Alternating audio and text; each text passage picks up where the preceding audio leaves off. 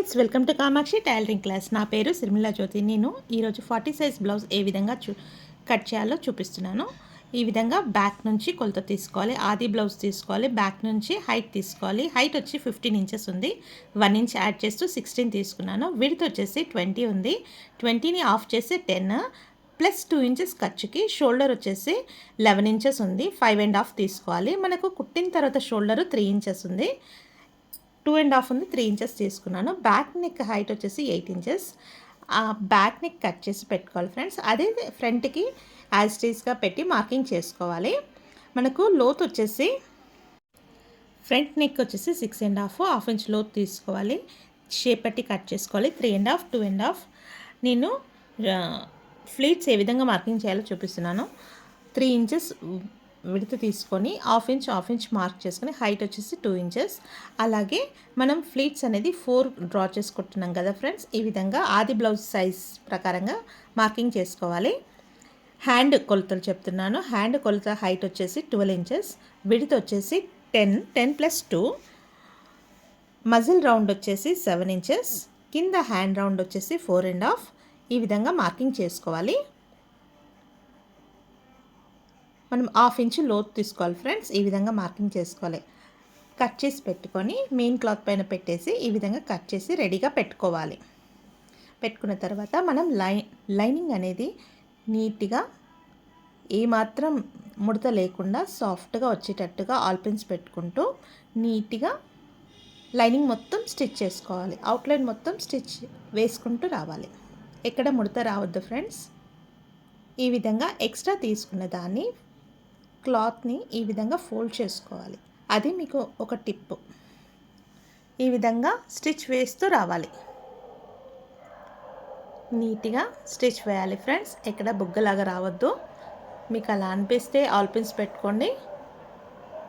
మనము నడుము పట్టి వేసే బదులు నేను మెయిన్ క్లాత్లోనే నడుము పట్టి వేస్తున్నాను. ఈ విధంగా ర్యాప్ చేయాలి. ర్యాప్ చేయడం వల్ల నీట్ ఫినిషింగ్ వస్తుంది. నీట్గా ర్యాప్ చేసిన తర్వాత పైనుంచి కార్నర్కి స్టిచ్ వేస్తూ రావాలి. పూర్తిగా లాస్ట్లో చివర్లో రావాలి ఫ్రెండ్స్. నీట్గా ఉంటుంది. ఈ విధంగా స్టిచ్ వేసిన తర్వాత ఫ్రంట్ మనకి లోపలి భాగం ఎంతైతే జాయింటింగ్ వస్తుందో ఒక 1.5 ఇంచ్ వరకు ఈ విధంగా లాక్ చేయాలి. లాక్ చేయడం వలన మనకి జాయింట్ అనేది ఎక్కువ తక్కువ రాకుండా సమానంగా వస్తుంది.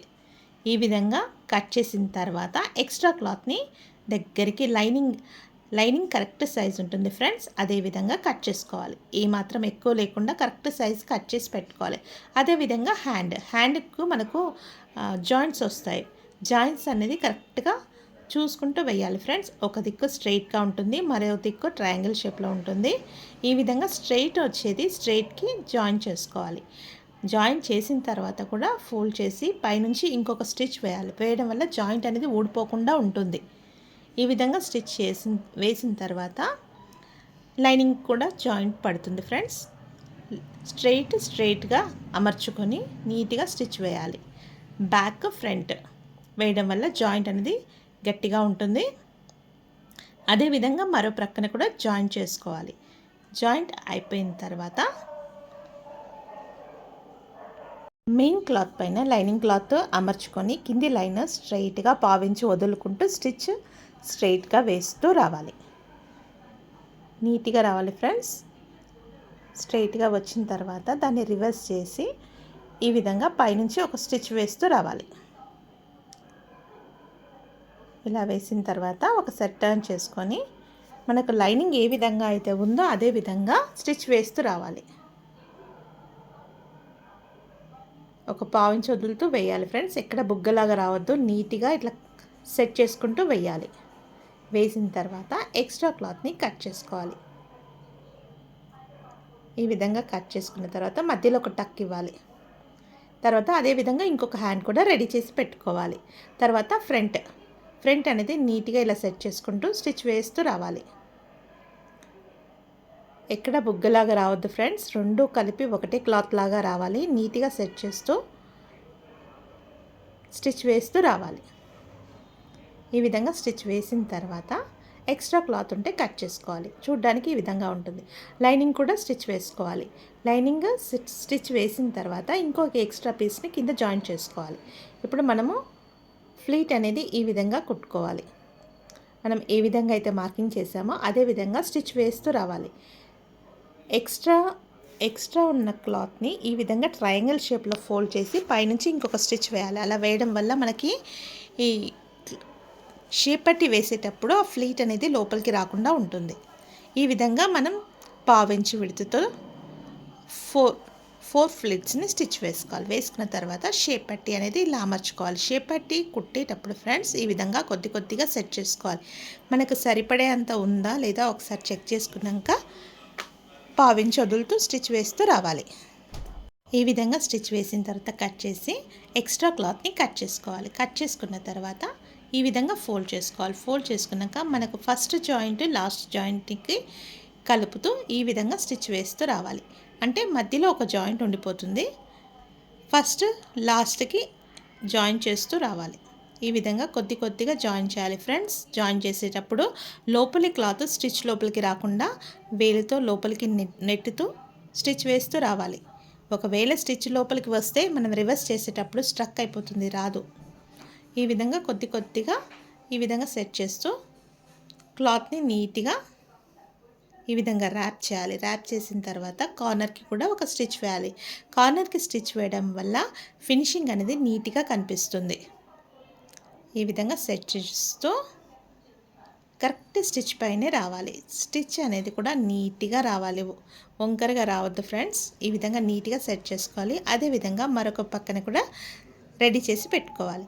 ఫ్రెండ్స్ నేను ఇప్పుడు కాజా పట్టి తీసుకుంటున్నాను. డబల్ ఫోల్డింగ్ 2 ఇంచెస్ తీసుకున్నాను, అంటే ఓపెన్ చేస్తే 4 ఇంచెస్.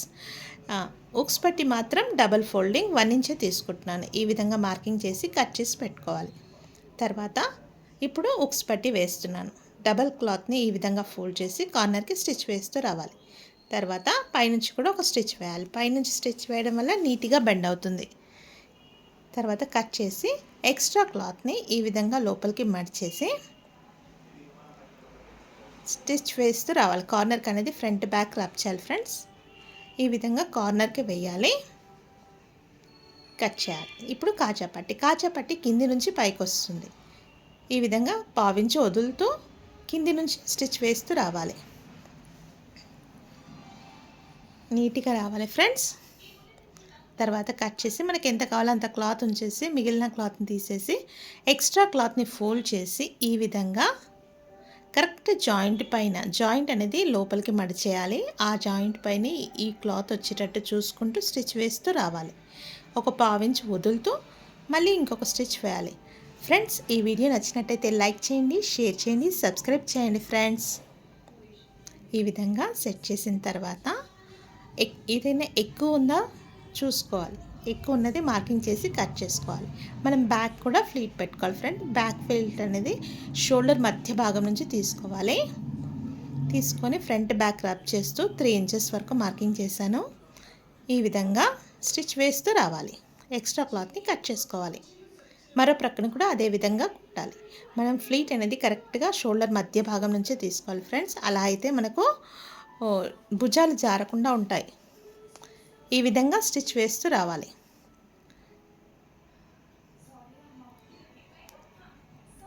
టూ టైమ్స్ వేయాలి ఫ్రెండ్స్. ఈ విధంగా 2 టైమ్స్ స్టిచ్ వేసిన తర్వాత కట్ చేసుకోవాలి. కట్ చేసిన తర్వాత నేను క్రాస్ ముక్కలు తీసుకున్నాను ఫ్రెండ్స్. క్రాస్ ముక్కల్ని జాయింట్ మాత్రం స్ట్రైట్గానే చేయాలి. ఈ విధంగా ఒకదానికొకటి సెట్ చేస్తూ స్ట్రైట్గానే వేయాలి. ఇలా సెట్ చేసి కుట్టిన తర్వాత ఎక్స్ట్రా క్లాత్ని కూడా ఈ విధంగా దగ్గరికి కట్ చేసుకోవాలి. ఈ విధంగా క్రాస్ ముక్కలతో మనం నెక్ పీస్ వేయాలి. పావించి వదులుతూ నెక్ రౌండ్ షేప్లోనే సెట్ చేస్తూ వేయాలి. ఫ్రెండ్స్ ఒకటి గమనించాలి, మనకు నెక్ అనేది రౌండ్ ఉన్న ప్లేస్లో క్లాత్ని పట్టి లాగొద్దు. లాగడం వల్ల మనకు నెక్ అనేది షేప్ అవుట్ అవుతుంది. స్లోగానే మూవ్ కావాలి. ఈ విధంగా కొద్దిగా సెట్ చేస్తూ రౌండ్ ప్లేస్లో కరెక్ట్గా రావాలి. అక్కడక్కడ రౌండ్ ప్లేస్లో లైట్గా టక్ ఇవ్వాలి. టక్ ఇచ్చిన తర్వాత ఈ విధంగా ఫోల్డ్ చేసి జాయింట్ మధ్యలో పెట్టి ఆ పైన క్లాత్ దానిపై నుంచి పెట్టేసి ఫోల్డ్ చేసి సెట్ చేస్తూ ఈ విధంగా స్టిచ్ వేస్తూ రావాలి. మధ్యలో జాయింట్ ఉండడం వలన మనకు నెక్ అనేది బాగుంటుంది ఫ్రెండ్, స్టిఫ్గా వస్తుంది. ఎక్స్ట్రా క్లాత్ని కట్ చేసుకోవాలి. నడుము చూసుకున్నాను ఫ్రెండ్స్. నడుము చూసుకొని మనకు ఎంతైతే విడత వస్తుందో ఆ నడుముని 4 భాగాలు చేసి నాకు 8 ఇంచులు వచ్చింది ఫ్రెండ్స్. 8 ఇంచుల దగ్గర మార్కింగ్ చేసుకున్నాను. అలా 4 సైడ్లు అంటే ఫ్రంట్ బ్యాక్ ఆ విధంగా మార్కింగ్ చేసుకొని మనము హ్యాండ్ అనేది స్టిచ్ వేస్తూ రావాలి. మధ్యలో జాయింట్ ఉంది కదా ఫ్రెండ్స్, షోల్డర్ పైన జాయింట్ కరెక్ట్ కచ్చగా కలిసేటట్టుగా సెట్ చేస్తూ ఈ విధంగా కొద్దిగా సెట్ చేస్తూ హ్యాండ్ మొత్తం స్టిచ్ వేస్తూ రావాలి. డబుల్ స్టిచ్ వేసుకోవాలి ఫ్రెండ్స్. తర్వాత ఈ విధంగా ఫోల్డ్ చేసి మనం కింది నుంచి పైకి కరెక్ట్గా మ్యాచ్ అయ్యేటట్టుగా అదే విధంగా స్టిచ్ వేస్తూ రావాలి. మరో ప్రక్కన కూడా అదే విధంగా స్టిచ్ వేయాలి. మనం షోల్డర్ పైన కరెక్ట్ టక్ రావాలి ఫ్రెండ్స్, అలా సెట్ చేస్తూ రావాలి. భుజం అనేది కరెక్ట్గా నిలబడుతుంది. ఈ విధంగా కొద్దిగా సెట్ చేస్తూ హ్యాండ్ రౌండ్ మొత్తం స్టిచ్ వేయాలి. తర్వాత డబుల్ స్టిచ్ వేసుకోవాలి. తర్వాత రెండింటిని ఫోల్డ్ చేసి సైడ్ స్టిచ్ వేయాలి. సైడ్ స్టిచ్ కూడా నీట్గా రావాలి ఫ్రెండ్స్. మనకి కొద్దిగా కన్ఫ్యూజ్ ఉంటే కొంచెం మార్కింగ్ చేసుకున్న దగ్గర స్టిచ్ వేసుకుంటూ రండి friends. Thank you friends, thank you for watching.